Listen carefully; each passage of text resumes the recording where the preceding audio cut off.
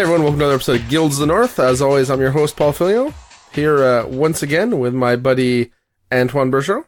Hello. And my other buddy, Mr. Steve Gagne. Wow. Okay, so for those who don't know, Steve is wearing a Chewbacca onesie during the podcast, so apparently he is a Wookiee. It was just for that. What a Wookiee. Yeah, well, let's try to keep it to that, because we don't want to deafen anyone, if anyone does, in fact, listen to this. And I personally don't want to have to listen to it.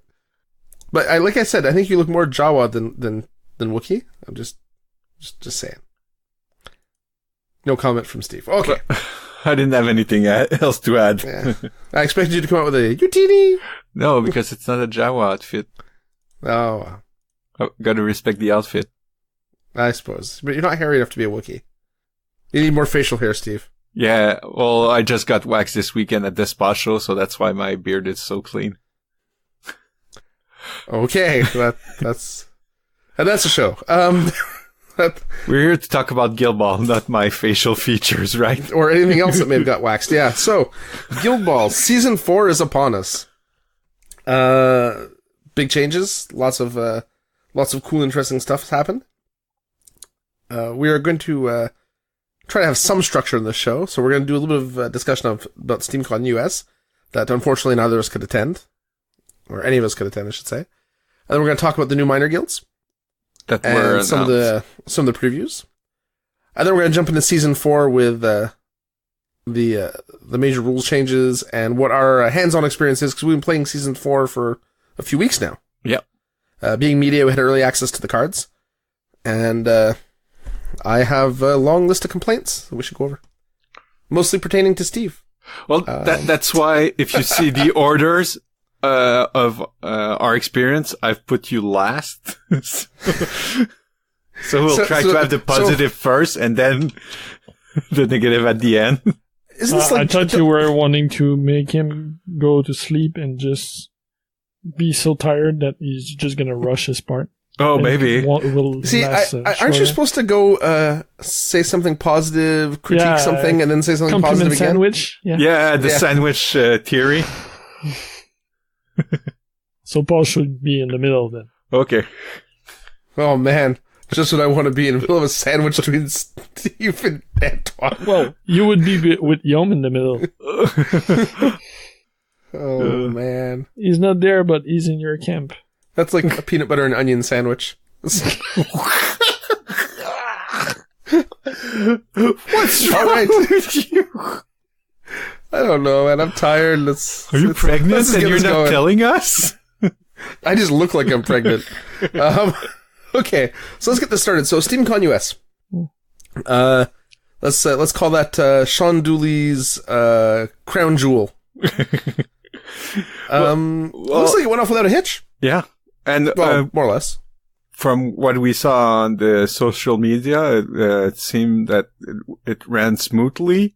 Alex Bott won the US East qualifier nationals. Shocking surprise. With blacksmiths. Also, shocking surprise. Yeah. I didn't actually get to see the lineups. Did he and Jared McGraw play the same lineup? Because I know they played each other in the final second round. The second round. I think on day one. Day one, second round. I think they played against each other. No, because Jared was in the finals as well. Also, maybe But all that means he's in top 8, right? Yeah. Right. I think I was looking at the team one. Sorry, it was in team they played against each other in round 2. Sorry, not individuals. My bad. It's interesting though because both of them were sporting Anvil, which is supposed to be garbage, and now he's getting buff. So. Yeah. Well, no, both of them kind of, I think, practice and do a lot of discussion with Jordan Knack, right? Yeah, I think so. Knocked. So it's quite interesting. Well, I think Jared even mentioned that when we saw him at Nova, right? Yeah. He was practicing with, So, apparently that lineup works. So he's going... Yeah, so it was good to see Alex win. I mean, he was predicting a win, and I guess he got his win, so... So he's flying to UK in a couple of weeks to try to win a world. Didn't he win Worlds last time, too? Yeah, he won World last year with Farmers. With the broken farmers that no one was expecting, right? That he was playtesting for a couple of months, yes. I don't know what you're talking about. Exactly. I'm sure that was totally fine. Just a coincidence. There was a keynote as well at SteamCon US, like they do at their convention. I tried to watch it, but it made me motion sick. Yeah, it was, they didn't have any real camera, so a couple of people were streaming it from their phone. Actually, we got a close-up of Dooley's lap for a little bit there. That was... The worst quality I saw was the one from Vincent Kirchhoff of Run the Lane, and he put the keynote on his YouTube channel yesterday. And he was sitting in front, and it's not too bad. Wait, I thought you said that was the worst quality one you saw. No, it's one of the less worse, if I can One of say. the best, yeah. I think, is the one of the no double negatives. No double negatives, Steve. Bad. Yeah, okay. Bad, Steve. But it's not it's not that good, but I mean, it's phone quality. It's better than, it's better than some. You don't spend 3 minutes staring at someone's leg. Yeah. So it's already better than the one I watched. Okay. And they had some cool announcements for their keynote. I guess let's talk about the miners first. So a couple new miner guilds. Yeah. The first one being the miners, as in the people who extract ore from the earth, or the miner guild for the engineers, I think, right? Yeah, exactly. They showed us the captain and two squatty. One of the squatty is a big brute Mechanica, and he's like they said in the keynote, they're still from the engineer guild, but they're working underground and working hard, and so they're not maintained as much as the Mechanica and the engineer. So he's a bit patched and everything, but we couldn't really see it on the render because of the quality of the keynote. And also they showed us one of the two crossover model, and it's going to be Colossus. And Colossus has two big drills replacing two of his forward's leg. That sounds pretty cool. Yeah. I didn't make it that far. I must admit. I stopped watching before they got to that. And then I saw a couple still frames. I didn't see the stills of that though. And also they mentioned that the miner are going to be a new player friendly guild. So if you're looking to get into the game, like they're going to be kind of easier to pick up than other guilds. So, and also they're going to be the guild with the most place thing or place effects, you mean? Yeah, place effect.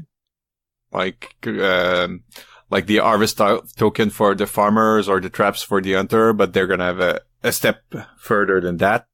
And they're going to be slowish guild, but probably they're going to have some gimmick with like their placement from mining or like probably something similar to Borrow. And they're going to be a scoring team as well. That's what they said. But isn't engineers already kind of a scoring team? Yes. Yeah, but they can do damage as well because they have the potential. They have access to tooled up, and Ois can dish some damage, and now Colossus being reworked can do a lot of damage. And so I think like they're more of a classic 2-2 team, 2 goals to take out, and they want to be the miners to be like really a 3 goals guild. But let's see how it goes, because they wanted Rats to be a 3-goal team, but everybody was doing Snack Digger in season 3, so it was a takeout team. Well, they ain't doing it anymore though. So. Yeah. And I'm curious to see how long it takes for the Navigators not to be a scoring team and be a damage team with the rap from Ebb and Fathom that we calculated a couple of times on our chat. Yeah, but even Wayfinder, is that her name? The captain? Yeah. She can also do a fair amount of damage, I think, if she tries. So yeah. With a free charge and single down and yep. And the knockdown. Yeah. She has momentous damage as well. Yeah, oddly enough. Take away the fish's mentis damage and leave it on the navigator. It seems very strange. Exactly. And then also we got a different minor guild. Yeah, the Entertainer Guilds it's going to be the minor guild for the brewers, and was just vaguely mentioned. You know, I thought it was going to be like the Dairy Guild, so we could have some cheese to go with the wine. Well, it's mostly beer, so beer and cheese. Oh, come on, Antoine. What? Nothing. You just chuckle and don't say anything. No, I tried hard with that one. Yeah, I know. Yeah, I left. But Steve went on, so... Yeah, so Entertainer Guild. And we saw one preview model of that, right? Yeah, I'm not too sure, like the Kid Blackheart or something like that. Yeah, Kid Blackheart. So, it's essentially a little kid dressed up like Blackheart. Yeah. Though people hated it. It was crazy, the negative feedback I saw on that. Yeah, I know. And some people didn't seem to understand that it was actually an actor portraying Blackheart. They seemed to think it was some sort of like aged Blackheart or rookie Blackheart. Like, no, but it was not. It's an actor dressed up as. Yeah. Anyway, but that's what happened when you just see the image out of context instead of hearing like the quote unquote backstory on the keynote. So the Fox News version, yeah. And then we got I'm just full of it tonight. We got another preview aside from that. I mean, there's not much to say on the Entertainers Guild. So we saw that one model. I don't think they really said much about it. No, they didn't say anything because they're farther out, so it's exactly kind of nebulous. Aside from that, we saw a Union model. Yeah. So Union is going to get a model. It is a Veteran Greed riding Strongbox. I guess technically they're the only two guys remaining for the Union, right? Exactly. So he kind of they mentioned he wants, because last time he in the fluff he depart from Avarice, and now kind of set on a crusade to rebuild the Union. Yeah, so I guess he's going to be a captain model? I don't know. I don't know, man. Like, I never liked Avarice and Greed that much to begin with, in terms of like how kooky they looked and like how ridiculous it was. And now the little guy riding the turtle with a lance. I mean, but yeah, exactly. Like, it's right up your alley, right, Paul? Yeah, I love the super like cartoony nature of that. It thrills me to the bone. I know. We can sense it in your tone. Yeah. Well, you know what it is, right? It's because I'm a far left liberal, and they're not taking into consideration of the small people. Small people have been maligned for centuries, and we're just propagating that stereotype with the game. No, I'm just kidding. But that is something a far left person would say. Yeah, I know. But honestly, just a sidetrack, like I found in the art and in the players, Gilbar is one of the games that has the most diversity in his character models. Yeah, actually, that's very true. And like a lot of different ethnicities, a lot of different. And there's true. Male and female in every guild. There's different origin, and we almost had a gender fluid character until they changed their mind. Yeah, they said he was gender neutral for what, 5 minutes or so? Yeah, something like that. And then, oh no, that may break the game. Never mind. Exactly. That's so funny. But they do an effort more like than other game I've seen. Like it's all Caucasian model, and so unless it's like historical or with tribes. It's not true. 40K has a whole Space Marine chapter of black people.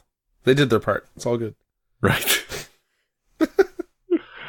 Mind you, they're black like pitch as opposed to black like, African Americans. But yeah. The thought was there. Yeah, no, it's true. It's absolutely true. There's they go to great lengths, I think, to make a diverse game. Yeah. Which is cool. At first, I thought you were talking about their art style, how diverse the art style is. No. Because if you look at Steamforge's art style, it is all over the place depending on the year. Yeah, depending on the artist and how it evolves, because they don't have any in-house artists. I think it's all freelance. Yeah. So from season to season, they can afford a better artwork, I guess. So it's evolving. Because season 1 was very stylized. Yeah, sketching. And ugly. It's definitely gotten better from there. I would like to see the artwork redone for season 1 and 2. Yeah. Just so it's all... Because the current artwork is quite nice. Yeah, I'm assuming now they freelance to the same guy. Like, they contract the same guy probably to do it.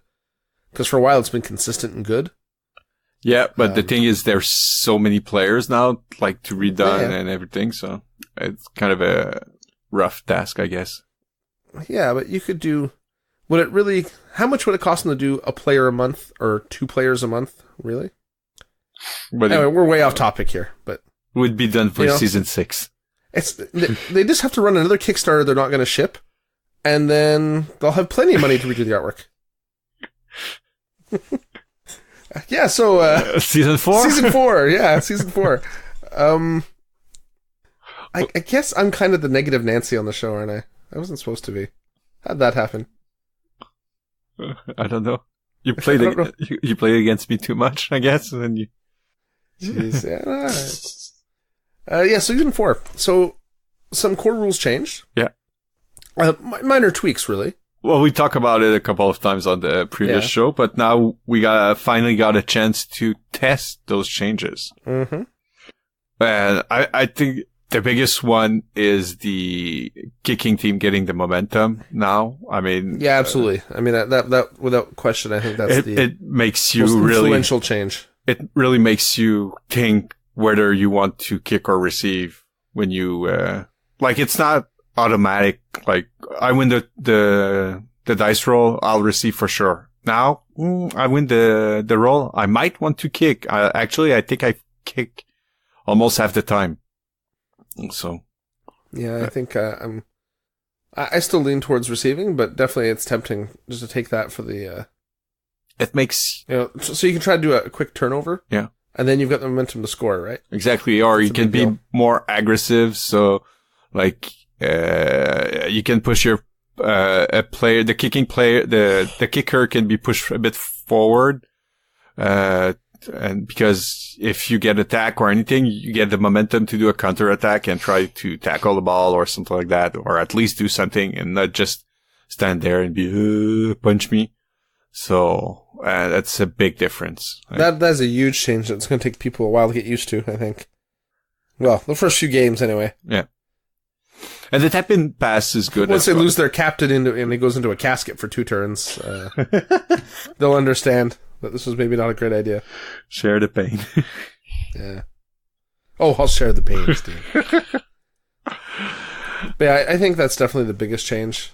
Tap-in was fun as well, but I didn't feel it make that... Well, it makes a difference when you receive, because, like, for passing the ball around, I mean, you can do it with 2 dice and it's safer than before, so... Yeah, I have to say, the tap-in passes were nice, too. Like, I had a couple games... Well, a couple passes, I should say, in the last game I played against rat catchers with my union, where, like, I would have failed those passes if it hadn't been for tap-in. And that would have, like, been the death of me, because I was down 8-0. Like, top of turn 2 or bottom of turn 1. So, losing one of those passes and having the ball scatter to Bonesaw or something would have been the end of me. So that's pretty much for the changes, because the obstacle one, we didn't really use it most of the time. Oh, the standing on obstacles? Yeah, because most of our obstacles were not flat for models to stand on, so it didn't change anything, because we don't play with 2D terrains as well, so it was mostly for that classification, I feel. That's true. And now there's absolutely no reason to play with 2D terrain, I should say. There's another change that made a difference in the game against Antoine. It was the condition damage is now applied in the end phase. Yeah. As before in the maintenance phase. So, like, in Antoine's case, what it meant is because he didn't have a enough damage to kill Casket. So he was down like to 4 health or something like that. And he had poison and bleed. So in the end phase, it proc the poison and bleed, killed him. It proc the reanimate. So then after that, in the beginning of the next turn, he had reanimate again without the condition. So it made a difference because now he had to do another 6 damage to kill him with Tough Fight. So. Oh, he goes up to 6 health with the reanimate? Well, it's you go to 3. 3.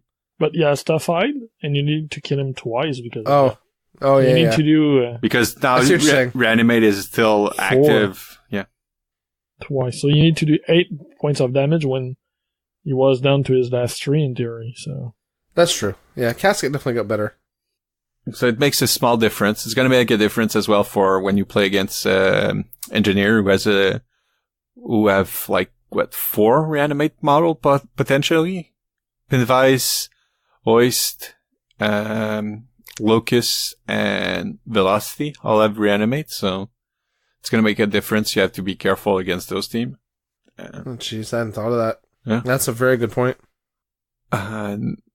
That's the other change from Season 4 that we noticed made a difference. Since we're talking about our games, Antoine, do you want to talk about a bit, since you're playing the Butchers mainly, do you want to talk about the changes you've noticed from the couple of games we played with them? Yeah, for sure. I've played 4 games, I think, up to now. I all played the basic box, so Ox, Princess, Boiler, Shank, Brisket, and Boar. So not much diversity there, but I'm used to them. So it was a good coming back to the new rules. Ox change is probably the biggest, but the change itself is not that big. The aura is now bigger. The owner is 6 inches, and his armor going up also helped. I think he lost 2 life points, but got an armor point. And in the games I've played, that made a difference. He was harder to kill because of that. Well, it makes the biggest differences again against Stack 5 models. Like the difference between a 3-1 a 3-1 and a 3-2 is huge. Yeah. So it made him safer, even for parting blows and stuff like that. So that was a good change. What else? Well, the difference between 4 inches and 6 inches is huge. Yeah, that's what I said first, and that's really the big point there. Yeah, it let me spread out my players more. I didn't have to just have a small scrum in the middle. I could move my player out a lot more. Often I had to place outside of the 4, and I wouldn't have had the bonus, and now I could. Most of the time, Ox is safer because it doesn't have to be as far forward. And also lets my player use cover more. Yeah. Because they can spread out more also. And the charge lanes are less clogged. So it really was a big difference. Shank is back to 4 influence. That was huge. Yeah. It didn't matter as much. But that's always matchup dependent. Like that didn't come into play. I've put 4 on him in the past games, but that was never a game changer. That extra points could have gone to Boiler or Brisket probably, and would have had a similar impact. Border Axe makes a big difference. It makes when you combine that with Brisket's dirty knife, it makes for a first turn where even if you don't contact the enemy, there's already a potential 6, 11, like 10 points of damage on a player if he's forward. So that's a big difference because he's already 2 turns of that and you can kill a player. Yeah, because you're applying condition as well, because boilers still do bleed and dirty knives is poisonous. So that's 5 damage bonus if you don't clear the conditions. That's really good. Mark target being 10 had an impact too. More in having the opportunity to place it and not always using it, but at least it was there. Yeah, it makes you think more. Yeah. Yeah, the deterrent, right? Yeah. Yeah. Boar is still slow as well, because I've noticed, like, there was a couple of games, like, even with Boar? Mark. Yeah. Yeah, well, Boar, I play him backward. Not backward, but I play him back. He's really a support for me. He's Second there wave. to make you fear getting into the scrum. Like, sure, I can put some of my flair forward, but if you do, Boar is there to kill that player. And the thing is, he does that for 0 influence, right? Yeah. Because he charges for free? He's furious. Yeah. Most of the time I place 1 on him, just in case he gets engaged, so at least he can do a couple attacks. Because if I put 0 and furious, and if he's engaged, that's it. He doesn't do anything. So yeah. And only placing 1 is still effective on Boar, because 1 influence transform most of the time in 2 momentum. Yeah. Yeah, hard to go wrong on that. So that's fine. And it's good damage. It's not crazy damage if he doesn't charge, but that's still... Well, if he's in Oxora, that's probably at least a 6 damage that goes on the player. So for 1 influence, that's good. Brisket, I tried to set up goals with her, but in my 2 first games, she closed the game, so above and beyond didn't matter. But in my last game, the one with against Guillaume, against his brewer, I was able to finish my first turn with a goal with her, and going to 14 influence on the second turn was a big swing. Yeah, that just sounds ridiculous. No offense. No, it's not too bad. Sure. Well, I can start with 14 influence almost with Obdus, so. Yeah, well, but I'm lucky if I start with 12. 4 or something like that. Yeah. All my influence do something. I don't. In theory, I might have to pay 2 for something, but everything is always 1. It's always attacks or move or pass. So that made a big difference. Yeah, you could buy Butchery with Oxford too, if you didn't want to proc it off the playbook. Mm-hmm. So overall, they're better. Just the basics are better. And Princess was fun. Just getting in the way of people. Princess is stupid. Like, her parting blow damage is insane, Antoine. Yeah, she works the same, but she did at least 6 or 7 damage on parting blows during the games I've done. It happened maybe twice. The other time the player was able to dodge away or stuff like that. But still, like, it's a really big deterrent. And because she's tax 6 and she's doing momentous 3 on column 2. Well, she's tax 4 on parting but blow. she gets on parting plus 4 on her parting blows. So she goes up to 8 dice. So it's easy to wrap. How does she get plus 4? Vicious gives her plus 2 tack, and plus 1 damage on parting blows. And usually she's near Ox. Oh, the Oxford, yeah. So she's at plus 2 damage. So that's good. That's really good. And she, once in a while, she wraps or even if she does not, the player has to think, okay, is that 6 damage or 4 to 6 damage worse than sitting there and having Boiler come and have fun? Or attack her and try to get away or kill her, but then you have love creature. Better, so I already played her like that. She had always been a sacrificial model for me. Yeah. But now it's even better because going away is not as insignificant as it was before. Yeah, the safest thing I found to do is just knock it down. Yeah. And she still has the vicious animal, so not vicious, but rabid animal. Oh, okay. Rabid animal. Yeah. Okay, for your -4, right? Yeah, well, she procs that on 3, right? Mm-hmm. She can't proc it on a parting blow, but with the scrums usually in the butchers, there's other players, so Sometimes the other player doesn't have the option of going away.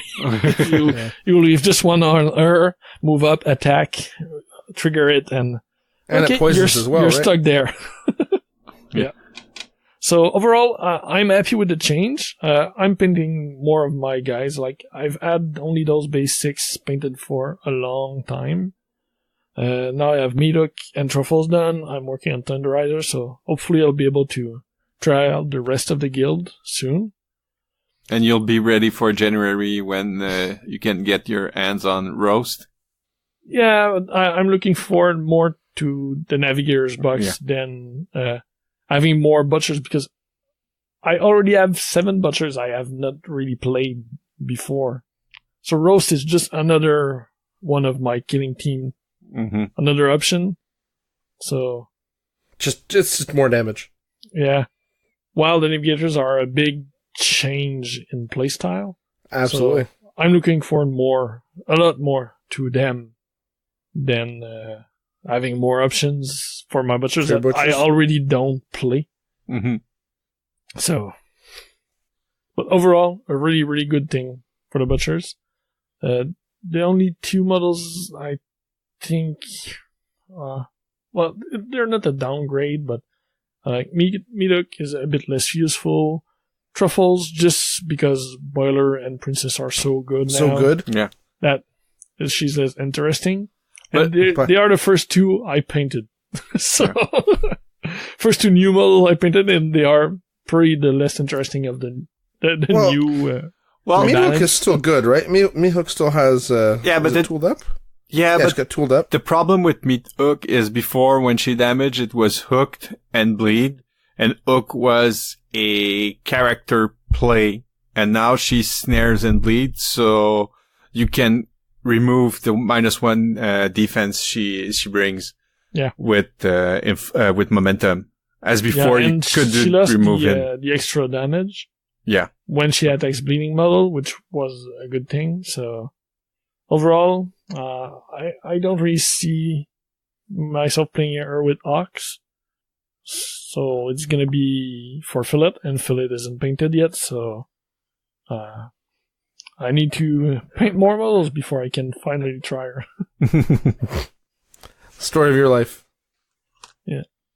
But at least they're going better and faster than before, so it shouldn't take another 3 years to get my full guild. Yeah, I really found your guild makes me, playing Union, ask a lot of questions. Like, you gotta be I'm so scared of everyone, because while I can do okay damage to you, I can't get into a scrum, and I stupidly played Vet Rage, not really knowing what I was getting into, and that was like suicide. Yeah, I think the Butchers are going to be deadly. Yeah, they no will. way around it. And they do so much damage. Like Boiler, I think I was able to set him up only once in the game against Sion, but even facing a tough-eyed player, I was doing 10 points of damage per attack. Ouch! How the heck? Well, because of assist and stuff? Assist, honor, get them lads, and wrapping. Wow. And his new 4 on his last column, so he was doing 7 and 5, I think, which came down to 6 and 4 with tough-eyed, so I did 10 on a single attack. Ouch. It's just not right, Antoine. Yeah, that turn, every activation was killing or finishing and killing another player. I had a influence left on models because they couldn't reach target to kill. At what point did Guillaume flip the table? Oh, he didn't. It was a good game. Okay. I finished with he was able to kill Shank. Shank is always the guy that died. Yeah. And he went for a goal run with Friday. Okay. And I had one influence left on Brisket just to be able to go somewhere and maybe do an attack or just be in the way.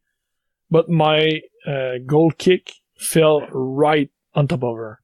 So she just had to walk up and kick and finish the game with a goal.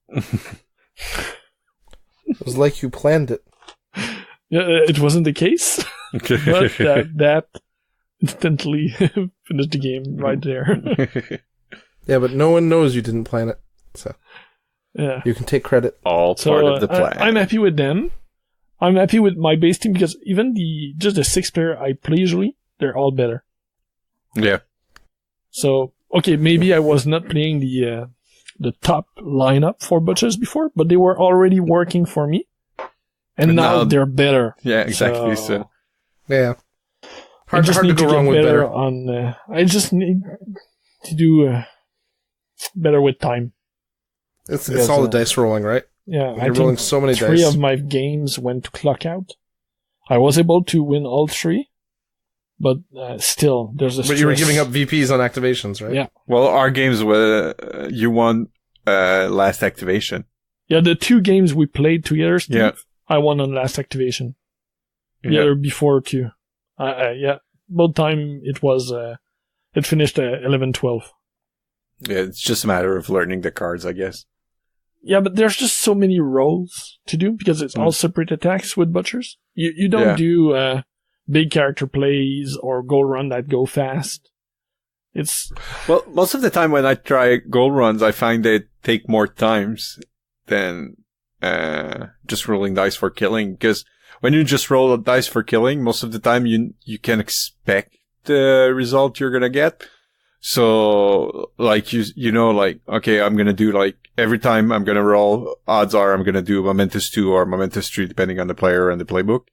So that way, like, you roll the dice, you look, and unless you really spike, but normally, like, you get the average and you say, well, okay, did I get my column? Yes, I did. So Momentous 2 or whatever. yeah, the Butcher's playbook are more complicated. I think there's more options. Yeah.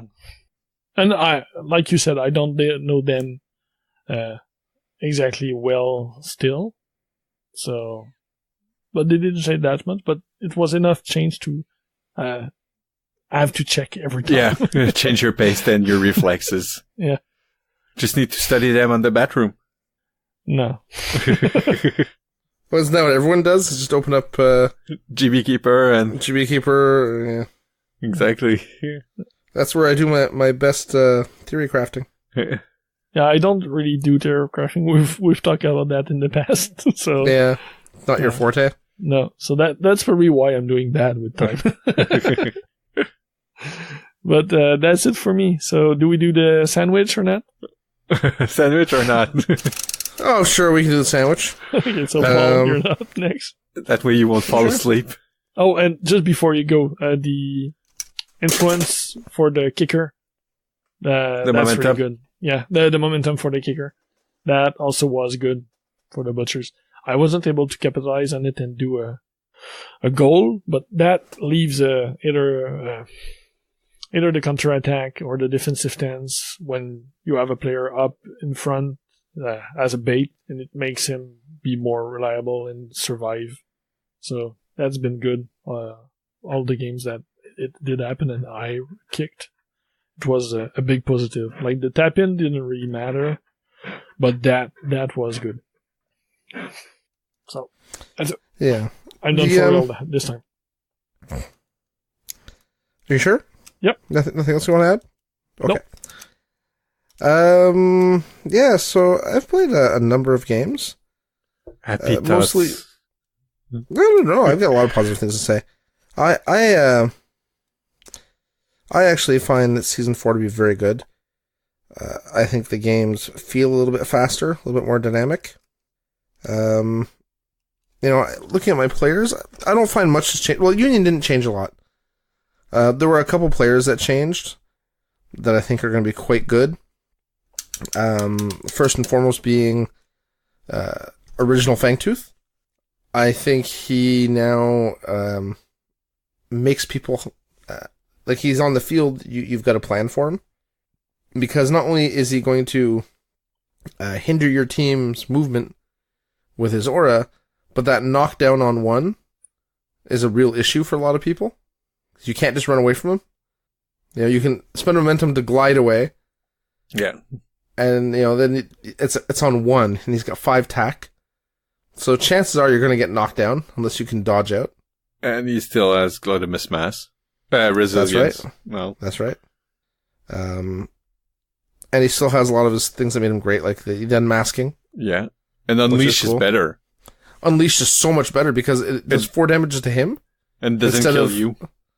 So Kill your other players. Well, not didn't kill, he used but to do 5 damage to everyone else within 4 inches or something crazy? yeah.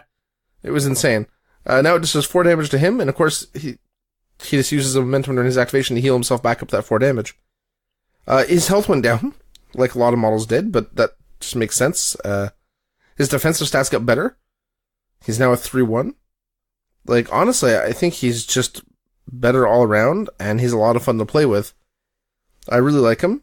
Because you can yell "Unleash" when you do the Yes, heroic. I admit I do like saying "unleashed" when it happens. Pardon me. Next big change: Coin getting a 2-inch melee.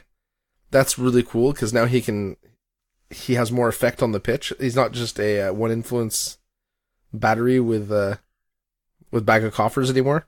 Well, He's an extra crowd out. It used to be 2-inch before, right, Antoine? Yeah. In season Yep. 1 or When I season played 1. it in season 1, he was Yeah. 2 inches. Yeah. And then he was far too good, so they nerfed him. But now he's back to being far too good. Well, actually, I don't think he's far too good. I think it's just a nice compliment. It's a great extra crowd out. 2-inch melees are never a bad thing. Yeah. Especially, he has follow-up, if I remember.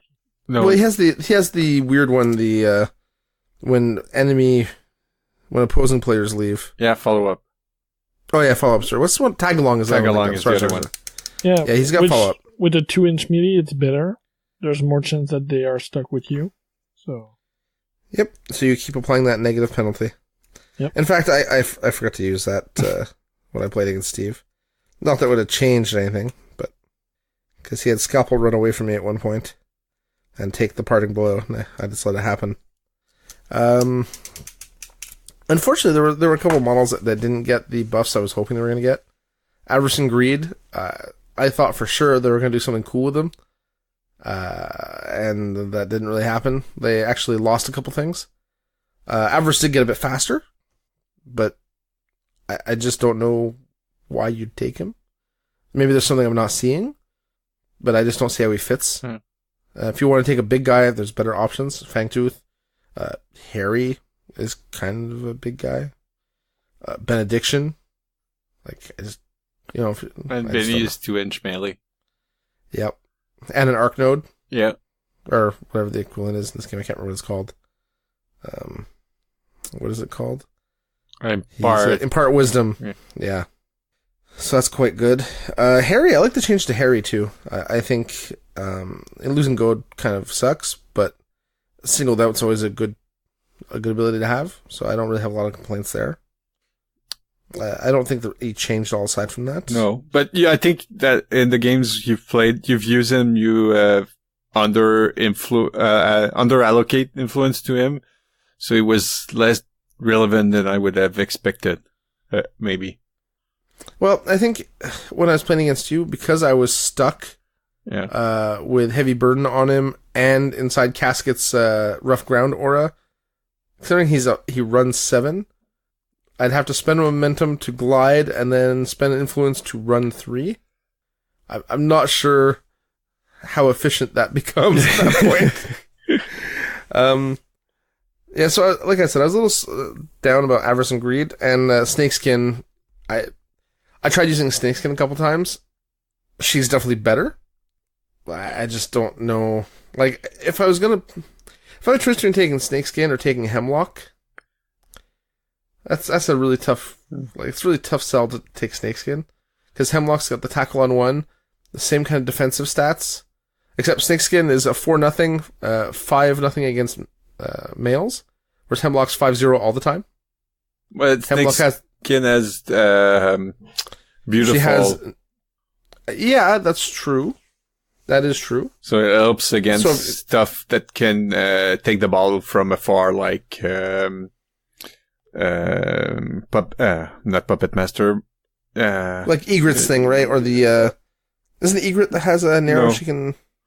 No, it doesn't work Oh, against Matagi has a ranged tackle, doesn't he, or something? No, range attack, it doesn't affect it because it's against character play. It's not against attack. Because far shot is an attack. You are considered as if attacking, even though you're 6 inches away. So it wouldn't be influenced. I thought it was a character play. I didn't look at the cards. So no, but it's more for seduce or lure or pin Goal, or I guess. or shot from Tehran or stuff like that.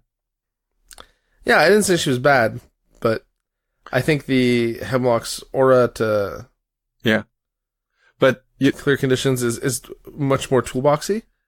And I don't know. Union I think still has lots of depth, so you have good players you can tough. choose to build a 12. So I feel Snakeskin might see a place in the major guild that can still take Union. Like she could be she might be a good option support there. with those guild, I think. Yeah, because I look at the 12, and I mean she'll probably make it into my 12, maybe. Oh wait, Union has a lot of models. Yeah, so maybe not. Yeah, because I'm like, well, Grace probably won't make it because Grace got worse too for some reason. I don't have anything to say on that. She just I don't know what. I don't get it. I just they took away her thing that made her the AoE removal. Yeah. You know, she generates her own influence, so she's great. She, 1 for the team, 2 for herself. Her healing got a little bit better. It heals 3 now instead of 2. But is it enough? She's still got a 2-8 kick, so she's not really a great ball player. 8 inches, but only 2 dice. I don't know. Well, it's 8 inches. That's good. It's good because... And she's 6'8", so she's fairly fast. Yeah, she can do gold run, but not stay there and attempt to do snapshot. Yeah. I don't know. I just think that she's going to have a hard time. She's in the same boat the Snakeskin is. Yeah. And Avarice and Greed. Like Mist, Harry, Benediction. Rage, I think, is going to make it out. Rage had a great change. No longer has Maverick, so that's awesome. That's huge. Because now he is a murder machine. He's a glass cannon, but man, can he hurt people. Yeah. If he gets that charge off. Hemlock's definitely going to make it into every 12. Well, it's because you can benefit from butchery now. Yeah, butchery and or singled out. Yeah, exactly. Right? So good. Hemlock's going to make it into every 12. Gutter's going to make it every 12. Fangtooth, I think, is going to make it every 12. Decimate will definitely make it every 12. Both captain. Both captain. And then, so you could take 1 mascot. I guess you could take coin. And leave Strongbox at home if you wanted to, and that gives you 1 slot that's wiggle room. Yeah. But I'd argue that taking both mascots is the smarter move. So, I just don't think, I don't think some models will ever see play. And it's unfortunate. Because Grace is a gorgeous model. Yeah. Snakeskin, I think, painted up actually looks a lot better than I thought. I never thought she'd look that nice until I painted her, and then I think she looks pretty good. Are you talking about the real model or the gray from the Halloween pack from last year? Just kidding. I got that one too. I know. I wonder if I could play a team of all like Blackheart, Rage, with the dead snake, the dead snake skin. That's 4 out of 6. That's pretty close to all limited edition. Or all dead people, or all related to that whole storyline of dead people. Yeah, right? Yeah. On the whole, though, I think Union is relatively unchanged in terms of playstyle. In terms of power level, from the experience I've had, I'd say they're still somewhere between middle and top tier. They're I think upper middle, I feel. Yeah, exactly. Because they didn't get toned down, and lots everyone of else got buffed up. Yeah, so but I think their position slid, but they did not move. Everyone else moved past them. Yeah, right? exactly. And I think the models they got access to, they lost access to Veteran Fangtooth, which I think is a big deal. Well, we knew it was coming. I mean, yeah, absolutely, but it's still a big deal, right? He's still a great model. His damage getting moved around kind of hurt him, I think. Hurt his Union stock. But still, I think that he's a 2-inch melee. He's got some good damage potential still. Yeah. He's got ground pound. Like, it's a nice piece. Now, in terms of play, well, I don't know. There's some things I find that were kind of bothered me about Season 4. I've been playing... I've played a few different games. I've played a lot against you, Steve. At least 2 games, probably. Well, not a lot, but I've played some games with you, 2 or 3. I think we played 3 games at least. Yeah. If not more. Yeah. I found... Well, let's look at Casket. I think it's great that when he does Casket Time, I still get my influence the following turn. Yeah. But I'm surprised Casket Time remains, because, they're always talking about negative play experience. Oh, I don't want negative play experience. Get rid of negative play experience. But you Casket Time someone and they're out of the game for 2 turns, essentially. Depending on when you do it in the turn. Even just if they're out for 1 turn. If you do it at the end of 1 turn and then they're gone for the whole next turn. That's still a big deal. I think that's hard to spin that as anything but a negative experience. And I think the fact that he can compound Heavy Burden with his Rough Ground aura for that -6, that's also kind of not fun. I totally agree there. So that I found was kind of rough. Scalpel, I think Scalpel's busted as all hell. The Voodoo Strings, it's only once per turn on you, on that one model. But it's I hit you, I move you 2 inches. And then I hit you, I move me 2 inches. I hit you, I move my buddy over there 2 inches. Oh, I Spirit Bomb you, I move you 2 more inches. Oh, next thing I know, I'm standing in between all your guys and you guys just kill me. Yeah, that was fun. That'll get better with time playing against her, because you'll start calculating, okay, I have to be safe distance plus 6 inches from anything if I want to make sure I'm safe. I thought that was kind of like a little wonky. I don't think it's necessarily unfair or unbalanced. I don't like... It bothers me when you can move other people's models so significantly. You can always push in Guild Ball, right? Yeah. But she's pushing and dodging and doing this all at the same time during the same attack. And it's not an insignificant amount. And she has 6 influence, so she gets to do it 6 times. Benediction can push you too. But chances are he's going to do it once or twice in a turn. And then you're going to be out of his reach and he stops, because that's all he does. He doesn't get to push you and dodge himself. Or... I don't know. I found that a little bit on the what's going on side. I'm going to blame the fact that Jamie Perkins plays Morticians. Aside from that, though, I think the team is well balanced that I've seen. I haven't seen anything grossly like that made me want to vomit in my mouth. Antoine's damage output was a little insane, but I don't think it's that bonkers. At least with the lineup I saw him play. I think I just have to play smarter against him.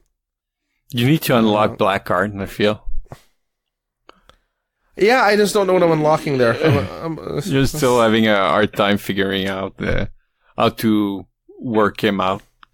Because I've played a couple of games against Blackguard, and I've struggled a lot against him, more than I do against you. Oh, for sure. That's not hard to believe. I don't play him very well. I'm just not quite sure what his game plan is.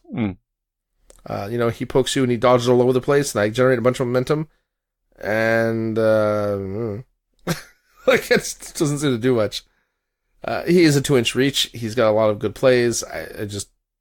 I always seem to get him killed, and then it's slow boat to China to get him back on the field. Trying to get back. Once you kill him, though, it's hard to make him relevant afterwards because he's really slow. Well, because he moves 4 inches to get back on the field. Yeah.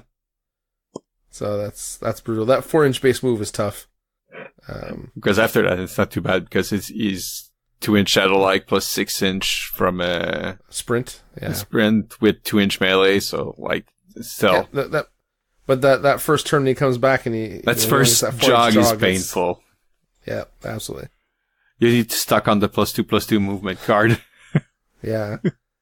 I think overall we're gonna have a good time with Season 4, and I like the fact that the teams get shuffled a bit, because that encourages people to come back to the game and try models teams they had that were maybe lower tier, and it encourages people to buy new teams, which I'm sure had nothing to do with why it was done. I'm sure that's just a happy coincidence. Wink, wink. As I look over at my blacksmith sitting in the box on the floor. It's just that's just because you're a power gamer, Paul. Well, actually, I'd ordered them like before a month and a half ago. Before we knew the change. It was just mostly because I decided I wanted to play Anvil to paint them. And because you wanted to try a color scheme on them and it was the armor effect. Yeah, it was cheap and easy. So just the way I like it. Yeah, so that's pretty much it. I'm all on board for season 4. Steve, see, that wasn't negative. Yeah. I did okay. Well, that's not too bad. No.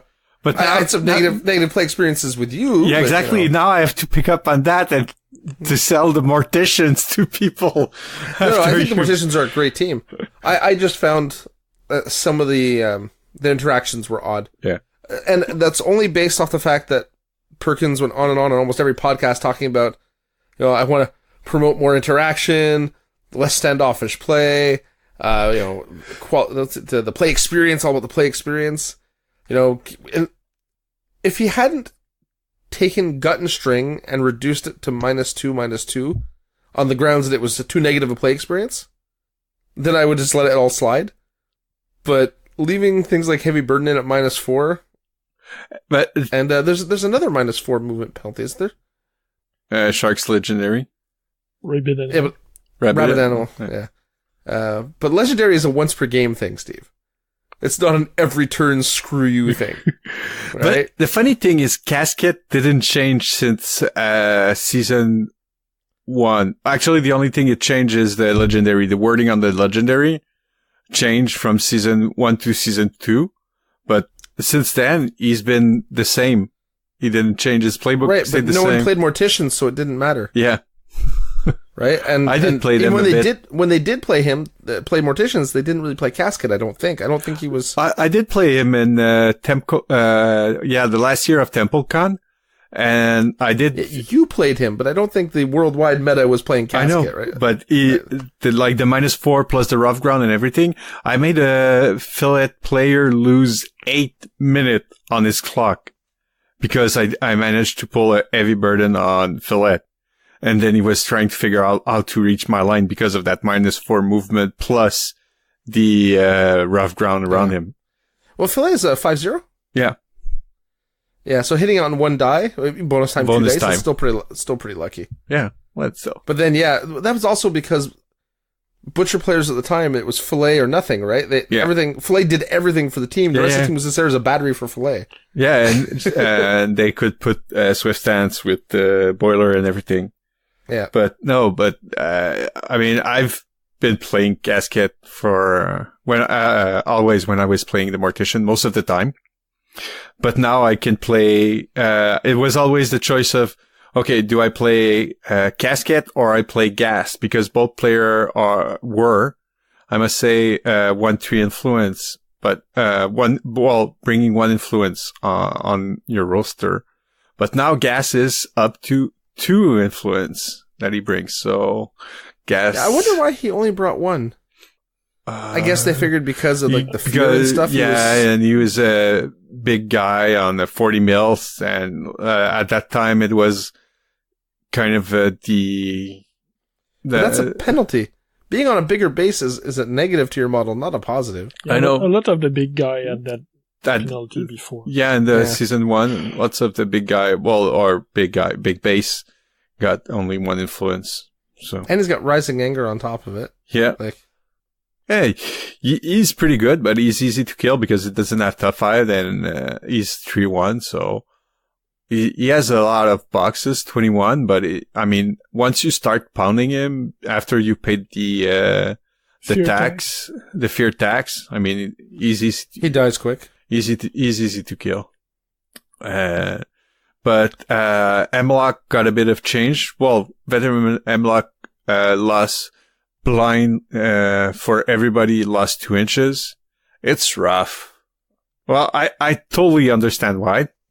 I'm not complaining. Don't you only lost half an inch?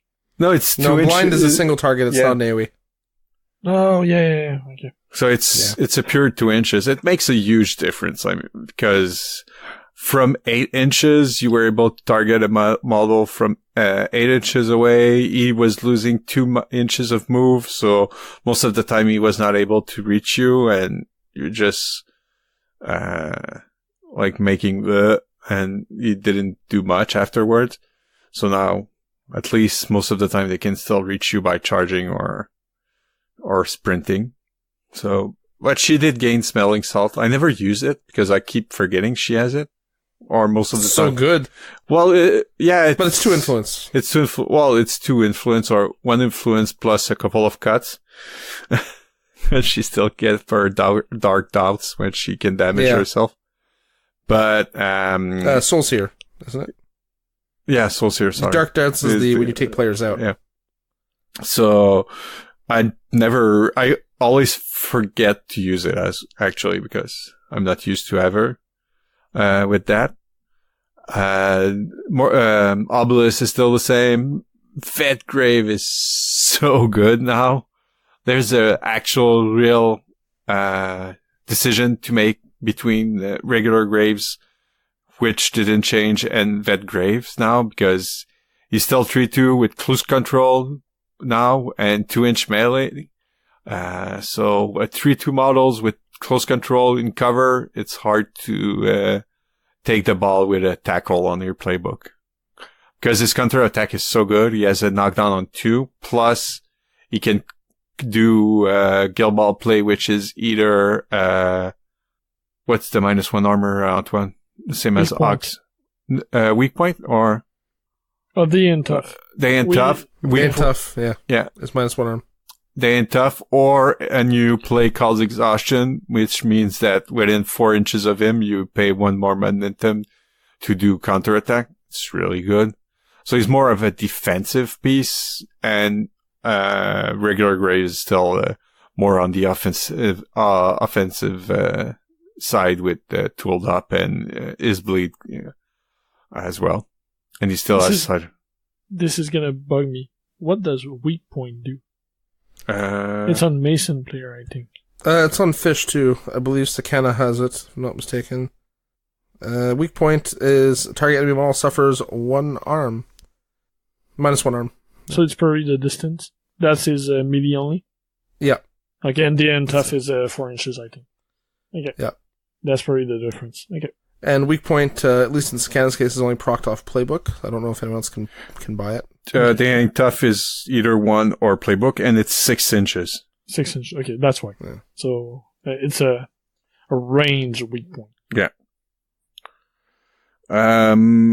The rat pile is even better because oh yeah, Vossworm is he lost a couple of pushes on the playbook, but he gained Furious, so you don't have to allocate influence on him to be able to charge. Before he was Vindicative Humans. And also now he has something called Scatter with an influence point. It's pretty good because it's a huge movement, because since you place it within 1 inch of his current location, and it's a 40 mil base. Yeah. Yeah. So that's pretty good movement. So and most of the time, if you use that, it's going to be to disengage and then free charge. And he has good interaction with Vetgraves, because Vetgraves is heroic now, can give him 2 influence. 2 influence, yeah. So you basically don't need to allocate influence on him, and he's really relevant with Vetgraves. Dirge has changed a bit as well. I've tried it once with Antoine, but he didn't do much because I was trying the way above normal average dice needed to pull something off, but at least I tried it. Well, Momentous singled out on 1. Yeah, with 3 attack is not too bad, unless you're attacking a 5-1 model on cover. A 4-1 model in cover. Doesn't work well. Well, then you could maybe still do it. You've got a... I know, 50% chance. Either you do it or either you don't. Yeah. Yeah. I tried it and it didn't work out, but you tried. Yeah, I tried. One thing I want that was a boring standoff. Yeah. Well, we can explain it for the listener. I mean, I had the ball on Dirge and I won the initiative. I tried to, what I wanted to do is, actually, I didn't have the ball. I got seized initiative, so I dodged Dirge to get the ball. And then I was engaged, out of engagement of, Brisket. Then you dodge back Brisket to engage me, so I couldn't, flee away with the ball and go, score with Dirge. So I did put 3 influence on Dirge. We were both in cover. So yeah. Both of our activation did nothing. So my goal was trying to do singled out on Brisket with one of the 2 first attack. So the third one I would be able to, fly away and disengage and be able to drop the ball. So the ball would snap to another player so she wouldn't get the ball back. But I wasn't able to do it. So instead, I've just moved back into cover. And then on his activation, he tried to steal the ball. And he only managed to did it on his last influence because I was 5-0 in cover as well. So it was like both players trying, trying to each other, but couldn't do anything. I've yet to try silence, which I want to try because of this new character trait called tenacity, where I can increase or decrease the cost of a character play. That looks really fun and interesting. But that's all fun and game. But the biggest change for Mortician is Scalpel, like Paul mentioned. Man, she's good. She's so good. There's another thing you didn't mention, about the crazy play. Like, you had in one of our game, Paul, you had snakeskin, around an obstacle thinking you were safe from the ball from Scalpel because I couldn't reach her. But since you were within 6 inch, I pushed you around the obstacle, then pushed myself off closer to you, then I was able to do my spirit bomb as well. So I push you again 2 inches, and then you were engaging me, and I was able to tackle the ball back from you. Mm-hmm. That was so good. But I'm starting to be better with clock, but the first couple of game or 6 influence activation took so much on my clock because, okay, now, do I move this one or this one or this one? Like, there's so many possibilities. Like, you don't know which model to move first and where to move them. So when you play Scalpel, it's better to take her like mid-turn activation, so you have a bit of time to build up your plan for her. But I mean, every time I've played her, it was hard not to put 6 influence on her because she do so much. She still has a second win is pretty good when she go for goal scoring, but if not, most of the time I would do the spirit bomb for free for free as the heroic, where you can use a character play for free. But if you're going for a gold run, second win plus the dodge from the goal after you score means she can dodge back 8 inches pretty much to safety. So I really love her. And against Antoine, I played with Skull, and he didn't do much. Well, actually, he didn't do much. He did score a goal, but after we talked about the game afterwards, as we always do, like, what should have we done and everything. And he said, like, I didn't realize it, but he said that Skull has a bigger influence than I thought because of all the nuisance. You can do the dodges, the follow-up move, free counter attack. Yeah, you gotta be careful near him, right? Yeah, so within 6 inches? It's not what he's doing, it's what is preventing your opponent from doing passively. So you have to think around him, and I had goal run I wanted to try, but in the end, because there were dodges, I couldn't because he would get there, or I Because he makes an advance directly towards you, right? And bounce with the dodge after a charge. There, like, at least twice I tried to plan a goal run with Brisket, and it just couldn't work because of Skulk, and that was the only model that was problematic. There were other models in the way, but only Skulk was preventing me from doing it. And there was a time as well I did the horrific odor aura, and you were short 1 influence because of that to make the kick, because it makes you pay 2 influence to do the kick. Yep, that too. So it was better than I expected. In short, Steve's a jerk. So it seems it's funny, not funny, but it's weird because it was before we got the media card. I started going back to the Mortician because I wanted to change from the Hunters, because I've been playing Hunters for almost 2 seasons. No, season 3 almost. All season 3 I played with Hunters with a bit of Blacksmith. Beginning of season 3 I was playing Mortician, then I switched to Hunters because they were crap and I was trying to make them work. Then they got buff and they got good with Tehran, and with the new release of the SCADA box and everything gave a fresh breath to them. And then I switched a bit back to the Blacksmith when they came out, and went quickly back to the Hunters because Blacksmith were not my forte, I say. And like for around a month before we got the cards and everything, I switched back to Mortician, and well, now I feel dirty playing Mortician because they're so good.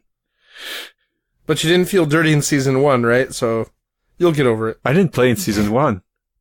They're good, but they're not that... Well, it might be because I'm playing Butchers, but they were not that crazy. Yeah, because you're playing another over-the-top guild, that's why. Yeah. Yeah, I don't know if Butchers are over the top anymore. They're definitely really good, but I don't know if they're over the top. In both games, it was rough, but the clock had a bigger impact than the rest because I was ahead both time. Yeah. And you tried both, Captain. So. Yeah, I feel Obelisk was better against you though, because. And the first game I was trying more models, and I had Graves and Bonesaw. In retrospect, Bonesaw wasn't a good choice against Butcher. Because I think I found you just sneeze at him. Scalpel game more frustrating, but I think it went better for you with Obelisk. Yeah. Paul as well thought the Scalpel game were more frustrating. But Scalpel was not that... didn't have that much of an impact in our game. Yeah, Scalpel manipulated a lot of things in the field, which I thought was annoying. You also forget to mention the time she moved Rage, who was just coming out of the casket, and you positioned him behind my goalpost. Oh. So he couldn't do anything. Yeah. So I had to walk around, and I had no range. That was funny, because he came like 7 inches loaded with influence. Then he was ready to take out and charge Scalpel. And with the dodges, I was able to, I had influence on her. So she pushed his player. I don't remember who I was attacking. So I pushed that player. Then I pushed myself. So I would be in range of Rage. And then I push him behind the goalpost. And then at the end of my activation, I did second win. So I would be in straight line of the goalpost. So I was sure he wouldn't see me. And then walking around the goalpost, I had no one within range to do anything with. So I couldn't even I think that's at that point he called me a jerk, but I'm not sure. Yeah. But it was just the straw that broke the camel's back. Yeah, that was pretty horrible. I love you too, Paul. It's like, oh look, I don't get to play. Yay. Oh, I don't get to play still. Yay. Oh, I still don't get to play. That's awesome. What did that game finish? Was it 12-2 or something? I don't remember.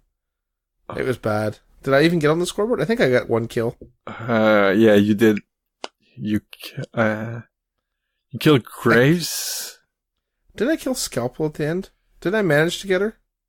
Maybe. Yeah, I think I managed to kill Scalpel. So at least there was that. And you killed Graves as well. Yeah, so I may have had 4. So it was 12-4. And I was clocked. Yeah. I lost unclocked. It was 12.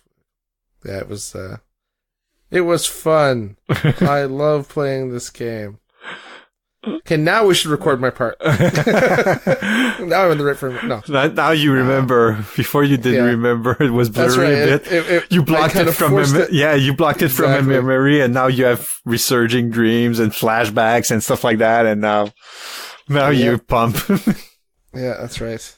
Reasons why, I'm looking forward to try the Hunters as well in season 4 to see how the change they did to them looks. How it pans out. Yeah. Skada being able to score like Shark should be fun. Yeah, I think she'll be really cool. I'm sure she'll be frustrating to play against, but I think she'll be really cool. So I need to get her out, but not against you, so you won't quit the game. Oh, she won't be scalpel level frustrating. Come on. We'll see about that. Yeah. But I think she'll be a lot of fun. I'm really looking forward to seeing a lot of the stuff. I'm really looking forward to my first game against Alchemists. Yeah, me too. With the burning conditions to do stuff, I think it's going to be awesome. I really like a lot of the things they did with Season 4. Yeah, can't wait to play against them. Should be interesting. So, all in all, Season 4 looks promising. Yeah, I'd say so. I'd say it looks very promising. And I can't wait to try the other guilds I own, which are too minis. Well, you may be kind of an addict, Steve. It's okay. How many guilds do you have, Paul? 5, 6. I don't know.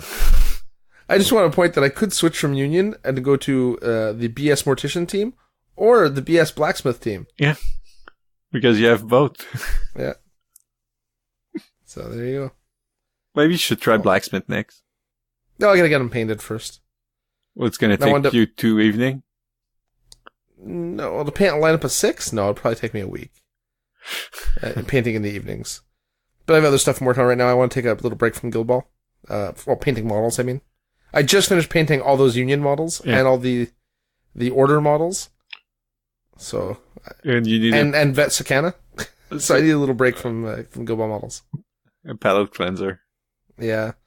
And to be honest, looking at the blacksmith models, it's tough. Like there's a lot of flash and like muddy details, and things I didn't realize. Like I never took a good look at a lot of them, and the fact that it's totally not about season 4.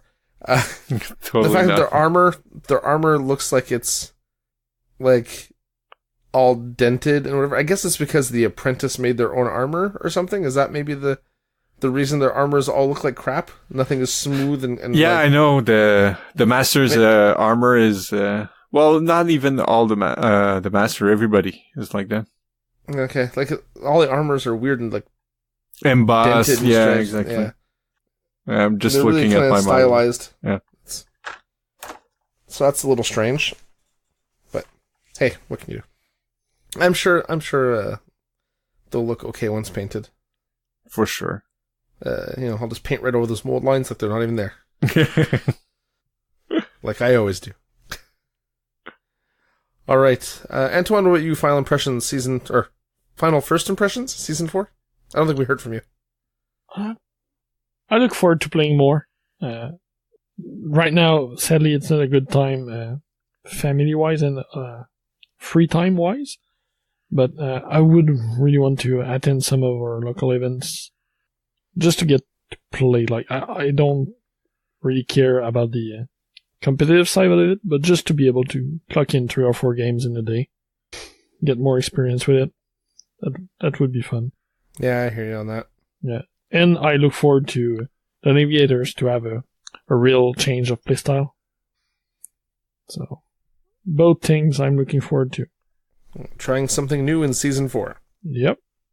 Well, guys, I think that's a cast. That's a wrap. Yeah, we've been running almost an hour and a half, so more like an hour and 20 minutes. But it's time to call it quits. So I will see you guys in 2 weeks.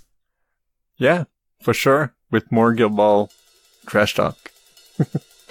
Possibly. Bye, geeks. Thanks for listening to Geeks of the North. If you want to contact us, you can email us at geeksofthenorth@gmail.com. Like us on Facebook at facebook.com/geeksofthenorth, or follow us on Twitter at Geeks of the North. You can follow me, Paul, at PRFilio, Antoine at EltonioBerg, Steve at B_Steve, and if you really feel the need, I guess you can follow Yom. He's at Yomasta. Breaks and outro music by Ladrave. You can listen to them at ladrave.bandcamp.com. See you next time, geeks.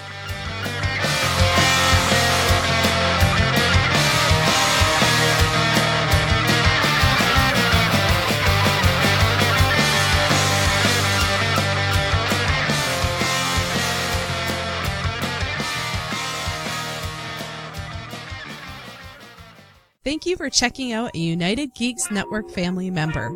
If you enjoyed it and are looking for other online media with a geek culture slant, head over to UnitedGeeksNetwork.com, where you will find Rolling Dice and Taking Names, a podcast by guys who have a passion for tabletop games and happen to have mics. They discuss all forms of tabletop gaming, from board games to miniatures to RPGs. The United Geeks Network.